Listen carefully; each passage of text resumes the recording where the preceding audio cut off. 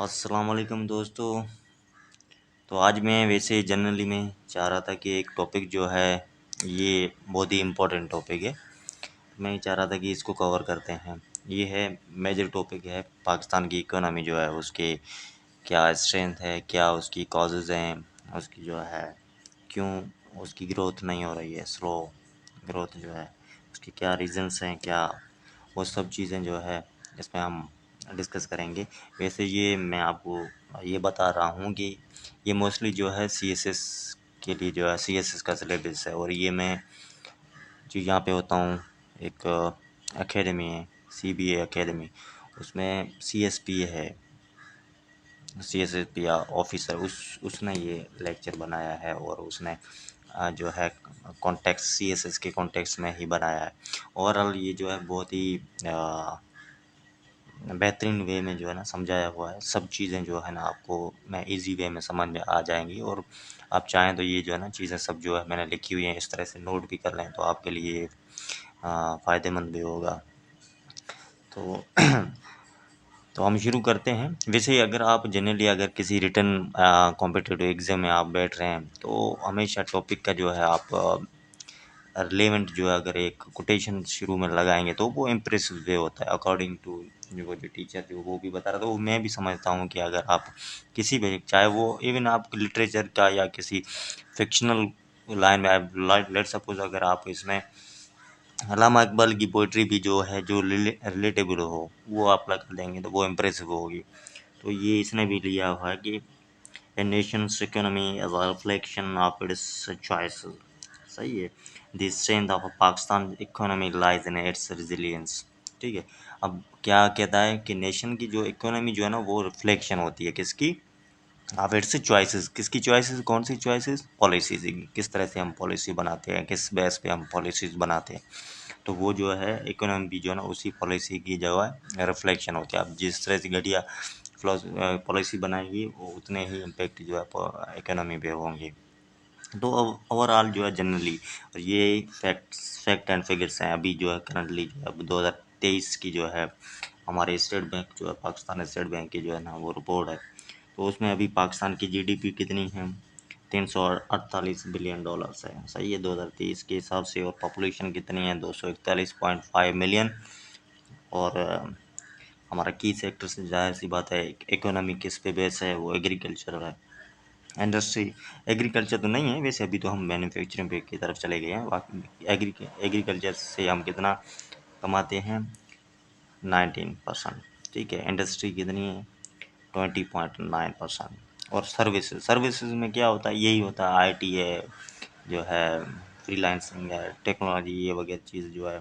बाकी की जो जीते दीगे सर्विसेज हैं उससे हम रेवेन्यू कितने जनरेट करते हैं, वो है 60.1%। सही है। और ग्लोबल रैंक है ना जीडीपी हमारी है 46 पाकिस्तान की। और वैसे ये जो है टॉपिक जो है कुछ लेंदी हो जाएगा तो आप कोशिश करें कि जो एंड तक देखेंगे तो आपके लिए फ़ायदेमंद होगा। वैसे जो है ना ये टॉपिक जो हमने क्लास में जो पढ़ा था वो 3 घंटे का था। तो मैं कोशिश करूँगा तो जो है इसको जितना हो सके मैं मिनिमाइज़ कर लूँ तो बेहतर हो जाएगा। बट मसला ये है कि जब आप कंप्लीट पढ़ेंगे तो आपको एक आइडिया, एक टॉपिक का पूरा जो है कॉन्सेप्ट जो है सही से समझ आ जाएगा। मैं इसलिए ये जो है टॉपिक को रिकॉर्ड कर रहा हूँ ताकि मेरा मेरा एक अपना जो है पर्सनल ओपिनियन है कि आप अगर आपको कोई टॉपिक जो है ना आप रट्टा लगाने से आप 20 बार भी रट्टा लगा लें आपको वो सही से समझ में नहीं आएगा। बट आप वो वही टॉपिक जो है या इवन आप कोई नॉवल पढ़ते हैं उसका कैरेक्टर जो है आपको पसंद आ गया है या कोई भी उसकी स्टोरी जो है आपको याद रखनी है हमेशा, तो उसका बेहतरीन वे ये है कि आप जो है अपना वो डिस्कस करें। सही है, डिस्कस करें। अगर आपके पास कोई डिस्कस करने के लिए नहीं तो आप ऐसा रिकॉर्ड कर लें, खुद खुद जो है उसको डिस्कस कर लिया करें। तो ये बेस्ट वे है आपकी वो टॉपिक को जो है हमेशा के लिए याद रखने के लिए। मैं भी ये चाह रहा हूँ कि जिस तरह से उस टीचर ने समझाया था हमें, मैं भी उसी तरह से जो है आपको समझा दूँ। ठीक है। तो इंडिकेशंस जो है क्या है, करंट इकोनॉमिक इंडिकेशन क्या है, जीडीपी क्या मतलब इंडिकेशन मतलब इकोनॉमी में क्या हो रही, ग्रोथ क्या हो रही है, क्या जो उसमें इन्फ्लेशन का रेशो क्या चल रहा है। तो जीडीपी ग्रोथ रेशो कितना है, 0.3% है। बहुत ही भयानक जो है ग्रोथ रेशियो है कह रहे हैं, और उसकी तरफ आप इन्फ्लेशन की तरफ आ जाएं, सही है। इन्फ्लेशन का रेशो क्या है, 27.4% और अनएम्प्लॉयमेंट का रेशो है 6.2%। एक्सटर्नल डेबिट कितने हैं, डेट जो है वो है 130 बिलियन डॉलर, ये है एक्सटर्नल। और दूसरी याद रखना कि इंटरनल भी होते हैं जो कि हम काउंट नहीं होते जीडीपी में, और वो भी देने तो लास्ट जाहिर सी बात है देने तो होते हैं, तो इंटरनल भी इसमें नहीं मिले हुए, वो मिल जाए तो फिर तो किस्सा जो है बहुत ज़्यादा ऊपर चला जाएगा, सही है।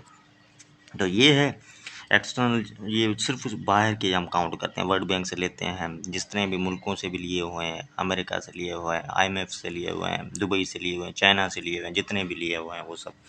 और फिजिकल डिफिसिट क्या है, 7.9 ऑफ जीडीपी है। मतलब हमारी जितनी जीडीपी जो है उसका हम जो है 7.9 जो है हमारा, हम जीडीपी हमारी जो है उससे ज़्यादा हमारा जो है खर्चा है, सही है। अगर हम लेट सपोज अगर हम 100 रुपये हम कमाते हैं तो हमारा खर्चा कितना है, 107.9 का हमारा खर्चा है। तो मतलब ये ऐसे ही मिसाल दी हुई है कि आमदनी अठन नहीं, खर्चा रुपया। तो ये सीन है, सही है। और ये रिपोर्ट किसने शेयर की है, source of report state bank of Pakistan जो है ना उसकी है।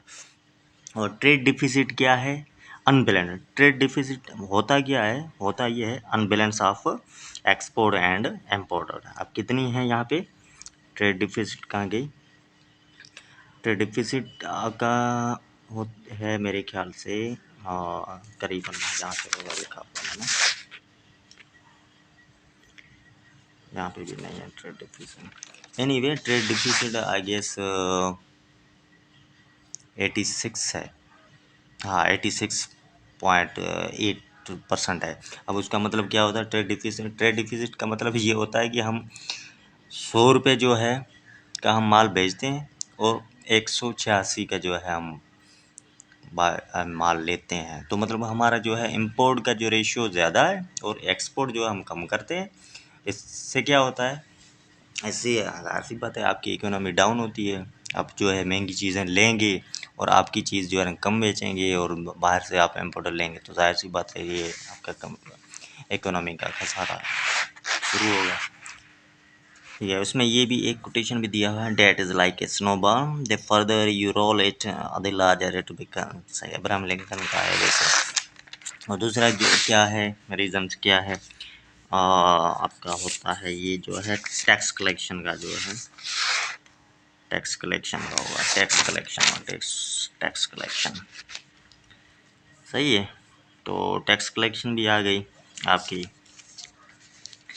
यहाँ पे मैंने सही से लगाया हुआ है ना, ट्रेड डिफिसिट है, ये देख रहे हो, लैक्स लैक्स एक्सपोर्ट है और हाई इम्पोर्ट है, ठीक है, 37 बिलियन डॉलर है, सही है।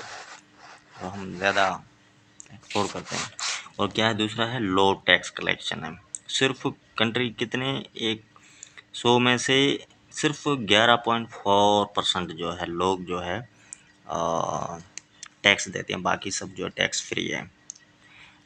और डायरेक्ट जो है ओनली 1.5% पीपल पे डायरेक्ट टैक्स इन पाकिस्तान, सही है।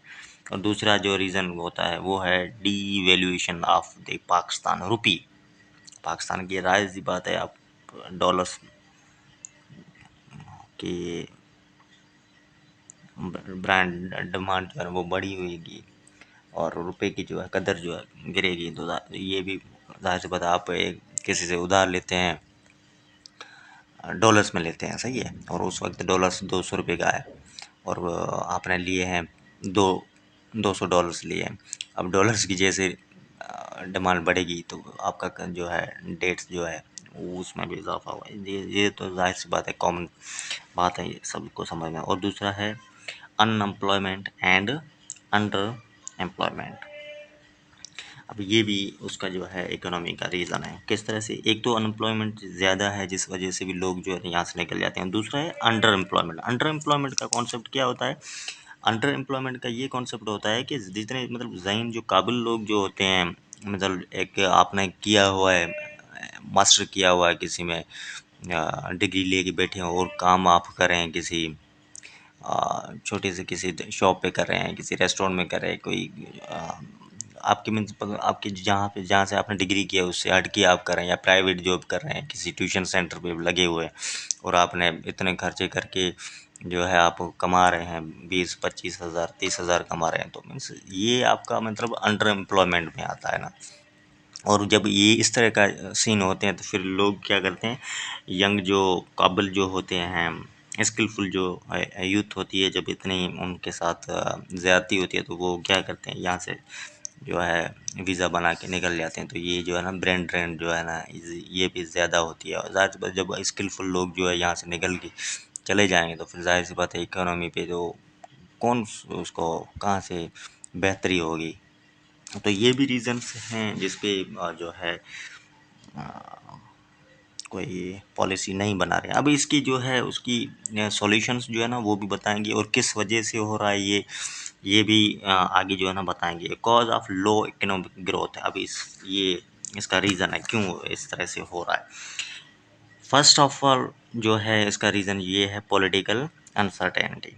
ठीक है, regular regime change handle policy continuity. जाहिर सी बात है अब जो है अब एक 5 साल का मुद्दा पूरा नहीं होगा, रिजिम चेंज होते रहेंगे, हर 2 साल 3 साल के बाद जो है हुकूमतें गिरा दी जाएंगी। तो जाहिर सी बात है जो है पॉलिसी नहीं जुड़ेंगी, लॉन्ग टर्म के लिए पॉलिसी कोई नहीं जुड़ेगा, और ना क्या कहते हैं बाहर से कोई इन्वेस्ट करने के लिए आएगा। जाहिर सी बात है उनको पता ही नहीं है, एक सिक्योरिटी जो है थ्रेड भी होते हैं, उनको पता नहीं है आज जिस हुक्मरान ने जो पॉलिसी बनाई है वो कल दूसरा आगे जो है ना उसको पॉलिसी चेंज कर देगा। और दूसरी बात जो है लीडर जो भी होते हैं, हुक्मरान जो होते हैं, वो भी लॉन्ग टर्म के लिए नहीं सोचते। उनको पता है हम 2 साल जो है उसका हमारा टर्म नहीं पूरा होगा, तो लॉन्ग टर्म भी नहीं सोचते, इसलिए जो है ना वो शॉर्ट टर्म की वाली पॉलिसी जोड़ते हैं। किसी को जो है बेनज़ीर इनकम सपोर्ट शुरू कर दिया, सेहत कार्ड जो है वो देना शुरू कर देते हैं, या मतलब छोटे छोटे जो मीन्स एक एक साल या 2 साल में जो है काम हो जाए, इस तरह से छोटे छोटे काम करते हैं। लॉन्ग टर्म के लिए जो कोई पॉलिसी नहीं जोड़ता, ये भी होता है। जाहिर सी बात है अब जिस वजह से जो है कोई ग्रोथ नहीं आ रही है, कोई स्टेबिलिटी नहीं आ रही है। ठीक है, एक ये क्या बोल रहा है, कोटेशन है, stable political environment is the bedrock of a growing economy. जाहिर सी बात जितना पॉलिटिकल स्टेबिलिटी होगी, एनवायरनमेंट होगा, उतनी जो है ना इकोनॉमी आपकी स्ट्रांग होगी। पॉलिसी लॉन्ग टर्म के लिए पॉलिसी जुड़ेंगी, सही है, और वो कंप्लीट होंगी तो तभी जाके जो है ना एक पॉलिसी कॉन्स्टेंट पॉलिसी होगी, तभी जाके अच्छी बेहतरी आएंगी, लोग इन्वेस्ट करेंगे, उनको ट्रस्ट बिल्डअप होगा एक, अदरवाइज होगा नहीं। और दूसरा है लो इंडस्ट्रियल आउटपुट। अब जाहिर सी बात है लो इंडस्ट्रियल आउटपुट के रीज़न क्या है, एनर्जी क्राइसिस है। जाहिर सी बात है लाइट ही नहीं होती है। ठीक है, अब ऐसा नहीं है कि हमारे पास रिसोर्स नहीं है, रिसोर्सेज हैं, उसके बावजूद भी जो लेट सपोज हमारे पास जो है कोल्स कितना है, कोल माइनिंग बहुत है, हमारे पास बहुत सारे रिसोर्सेज हैं, हमारे पास पानी इतना है, अगर हम कलेक्ट करें उससे हम जो है ना पावर प्लांट्स बना सकते हैं, बिजली बना सकते हैं, बहुत सी हमारे पास रिसोर्सेज हैं। उसके बावजूद भी जो है हम जो है कोल जो है सबसे ज़्यादा कोल जो है हम इंपोर्ट करते हैं। ठीक है, तो हमारे पास ये मसला क्या है, हमारे पास ऐसी मशीनरी नहीं है, ना उस तरह का कोई लॉन्ग टर्म जो है पॉलिसी जोड़ते हैं, जो उस वजह से हम क्या बोलते हैं कि जो निकाल सकें हम रिसोर्स को, कि कोई कंपनी को बोलें कि या किसी मुल्क से हम मुआहदा बना करके जो है उससे वो रिसोर्सेज का हम निकालें, होता ही नहीं है। सीपे के वो भी जो है ना इस रिजिम चेंज या इसकी जो है पॉलिसी जो है शॉर्ट पॉलिसी की वजह से जो है ना दरम बरम हो गया। एक दूसरा भी एक था जो मतलब सोने की कान से जो है ना वो ऑस्ट्रेलिया को दिया हुआ था, बट वो उसका हुआ ये था कि हुआ ही नहीं, 30 साल का प्रोजेक्ट था, बट जाहिर सी बात है वो रिजिम चेंज की वजह से, सिक्योरिटी थ्रेट्स की वजह से काम ही करने नहीं दिया बेचारों उनको, और वो बेचारे आखिर में जो है ना वो छोड़ के चले गए, और उस वजह से जो है ना पाकिस्तान भी आगे कोई 6.4 मिलियंस का कोई फाइन भी जो है लगाया था। तो थैंक गॉड कि वो बच गए, उसको देना नहीं पड़ा, फिर आ गया। तो ये इस तरह से होता है, सही है। लो इंडस्ट्रियल आउटपुट्स का रीजन यही होती है, जब जाहिर सी बात है आपकी लोकल जो है इंडस्ट्रीज जो है ना वो भी धर्म भरम हो जाती है स्टेट। अब जब इंडस्ट्री नहीं चलेंगी, एनर्जी नहीं होगी, इंडस्ट्री लाइट नहीं होगी, तो जाहिर सी बात है इंडस्ट्री कहाँ से काम होगी। जब काम नहीं होगा तो मैन्युफैक्चरिंग नहीं होगी, और मैन्युफैक्चरिंग नहीं होगी तो हम एक्सपोर्ट कहाँ करेंगे, और जब एक्सपोर्ट ही नहीं होगा तो जाहिर सी बात है हमारे पास जो है ना फॉरेन जो करेंसी उसका भी आना बंद हो जाएगा हमारा जो है। और इस हिसाब से जो है ना हम इंडस्ट्रियल आउटपुट की वजह से हम 20% far behind Bangladesh and India. Bangladesh और इंडिया से हम इतने इस इंडस्ट्रियल सेक्टर में जो है ना पीछे हैं। और ये ये आ गया कौन सा दूसरा जो है ना इसका सेक्टर, ये आ गया एनर्जी डिफिशियंसी आ गया, frequent blackout, sampling, industrial growth. Pakistan imports 75% of its energy needs. 75% जो है हम नीड्स जो है पाकिस्तान जो है इम्पोर्ट करता है। इवन तो कि पाकिस्तान के पास हर हर किस्म का जो रिसोर्सेज हैं, बट वो क्या है,